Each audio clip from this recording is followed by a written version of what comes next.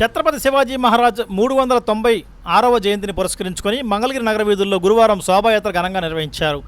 గౌతమ్ బుద్ధ రోడ్డులోని కాళీమాత ఆలయం వద్ద ప్రారంభమైన యాత్ర గాలిగోపురం, మిది సెంటర్, కుప్పరావు కాలనీ, హుస్సేన్ ఘట్ట మీదుగా సీతారామ కోవెల వరకు చేరుకుంది. ఉత్సవం అధ్యక్షుడు పంచమతి ప్రసాద్ మాట్లాడుతూ, హిందువులపై జరిగిన దాడును అడ్డుకొని సనాతన ధర్మ రక్షకుడిగా నిలబడ్డ వ్యక్తి ఛత్రపతి శివాజీ అని కొనియాడారు. శోభాయాత్రలో యువత భారీగా హాజరై జై హిందూ, జై శ్రీరామ్ అంటూ నినాదాలు చేశారు. దీంతో నగర పురవీధులు శ్రీరామనామ జపంతో పులకించాయి.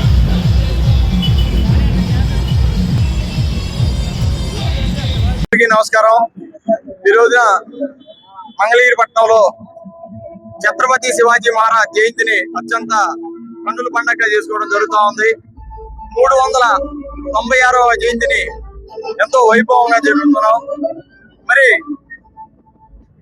ఈ సమాజానికి వారి స్ఫూర్తి ఎంతో ఉంది. ఇవాళ వారి పుట్టినరోజు సందర్భంగా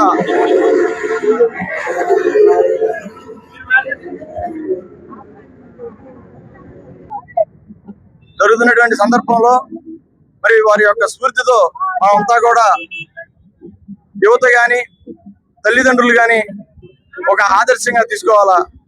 ఎందుకనంటే ఆనాడు నవాబులు పాలిస్తున్నటువంటి రోజుల్లో హిందూ స్త్రీలని ఎంతో ఘోరంగా చెరసి అవమానాలు చేసినటువంటి సమాజంలో వారు ఉన్నప్పుడు వారి తల్లిగారైనటువంటి జీజాబాయి గారు ఈ సమాజంలో జరుగుతున్నటువంటి దుర్మార్గాలు ఏవైతే ఉన్నాయో అవన్నీ కూడా ఛత్రపతి శివాజీ మహారాజ్ గారికి నూరి పోసి ఆయన యొక్క ప్రతిభావంతుడిగా తయారు చేసింది.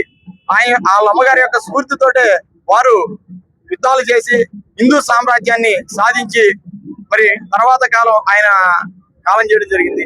తర్వాత వారి కొడుకు ఏదైతే సంభాజీ మహారాజు ఉన్నారో వారిని శత్రువులు ఎప్పుడు కూడా బయట నుంచి రారు, మనలోనే ఉంటారు అనడానికి సంభాజీ మహారాజ్ గారి యొక్క చరిత్రే మనకు ఉదాహరణ. ఎందుకు అని అంటే సంభాజీ మహారాజ్ గారిని బయట వాళ్ళు ఎవరు పట్టించలా, సొంత వాళ్ళే పట్టించారు.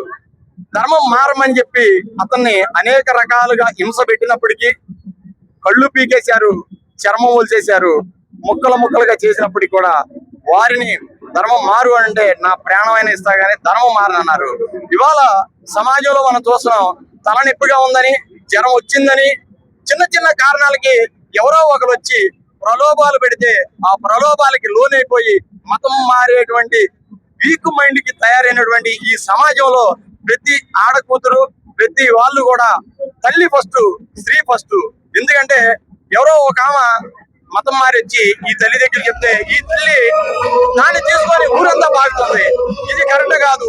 బిడ్డలకి నేర్పాల్సింది ఈ సమాజంలో హిందూ ధర్మం బతికున్నంత వాటికి ఎవరికైనా ఈ స్వేచ్ఛ, ఈ వాయువులు. ఎప్పుడైతే ఈ హిందూ ధర్మం తగ్గిద్దో తర్వాత అంతా కూడా వినాశనమే అని చెప్పి చెప్తా ఉన్నాం. ఇవాళ మనకి స్వతంత్రం వచ్చిన తర్వాత ఇంత స్వేచ్ఛ వాయువులు ఉంటాయంటే ఆ మహానుభావులు చేసినటువంటి త్యాగాలు, మనకి ఇచ్చినటువంటి స్ఫూర్తి అని చెప్పి చెప్పేసాను. భారతమాత ముందు బిడ్డ, హైందవ ధర్మ పరిరక్షణకై నిరంతరం పోరాడినటువంటి వ్యక్తి, మొరాయి పాలన నుండి హిందూ ధర్మాన్ని కాపాడుతూ హిందూ సామ్రాజ్యాన్ని నెలకొల్పాలనే ఒక సంకల్పంతో స్వరాజ్య స్థాపన కోసం నిరంతరం పోరాడినటువంటి వ్యక్తి ఛత్రపతి శివాజీ మహారాజ్. వారి 396వ జయంతి ఉత్సవ వేడుకలను మంగళగిరిలోని హిందూ బంధువులందరూ కూడా వేడుకగా, వైభవంగా, కోలాహలంగా జరుపుకుంటున్నాం. ఈ రోజున భారతదేశంలో హిందుత్వం ఎంతగా పరిణిస్తూ ఉందంటే, 4 ధర్మాల మీద పడి నిలబడి నడుస్తూ ఉందంటే ఆ రోజు పోరాటం చేసినటువంటి ఇలాంటి మహనీయుల పోరాట గాథలను మనం వినాలి. వాటిని ఆచరిస్తూ మన తోటి వారితో సమానత్వం, సౌకర్యంతో, మనం సౌభాతృత్వంతో, మన సామరస్యంతో నివసించాల్సిన అవసరం ఎంతైనా ఉంది. మరి హిందూ ధర్మం మనకి ఏమి నేర్పుతుంది? తోటి వారి పట్ల మరి ప్రేమ, అభిమానాలను కురిపిస్తూ వారితో సహజనం చేస్తూ సమాజంలో ఒక ఉన్నతమైనటువంటి పరిస్థితిని కల్పించడానికి మరి ఆ రోజు మరి ఇలాంటి పెద్దలు చేసినటువంటి పోరాటాలే మనకి ఆదర్శం. మరి 1630 సంవత్సరంలో జన్మించినటువంటి శివాజీ తను జీవించిన 50 సంవత్సరాల్లో తల్లి జిజియాబాయి పెంపకంలో మరి సమర్థ రామదాస్ గారి శిక్షణలో మరి ఎంతో ఉన్నతుడుగా తీర్చిదిద్ది తను గెరిల్లా విద్యలో ఎన్నో ఉత్తమమైనటువంటి విధానాన్ని నేర్చుకుని 1,00,000 మంది సైనికులను తయారు చేసి ఆ రోజుల్లో మొగలాయులను గడగడలాడించి నిద్రలేని రాత్రులు వాళ్ళకి కల్పించినటువంటి పరిస్థితిని మనం చూసాం, తెలుసుకున్నాం. మరి అలాంటి మహావీరుడు భారతదేశంలో మహోన్నతుడైనటువంటి శివాజీ మహారాజు యొక్క ఉత్సవ జయంతి వేడుకలను మనం ఈ రోజు జరుపుకోవటం భారతీయుడుగా ప్రతి ఒక్క హిందూ పౌరుడిగా మనకు ఎంతో గర్వకారణం, మన కనీస బాధ్యత. ఈ రోజు మనం మోడీ గారి పరిపాలన చూస్తున్నాం, అదే విధానాన్ని కొనసాగిస్తున్నారు. చిట్ట చివరి వ్యక్తి వరకు కూడా పాలన అందజేసే విధంగా ప్రతి ఒక్కరికి న్యాయం అందే విధంగా చేస్తున్నటువంటి పరిపాలనని ఆ రోజు శివాజీ మహారాజ్ ఎట్లా అయితే ఆడవారి పట్ల మరి సమాజంలో ఉన్నటువంటి అన్ని మతాల పట్ల సామరస్యతతో వారు పరిపాలన చేశారు, అదే విధంగా ఇప్పటి పరిపాలన కూడా మనం చూస్తున్నాం.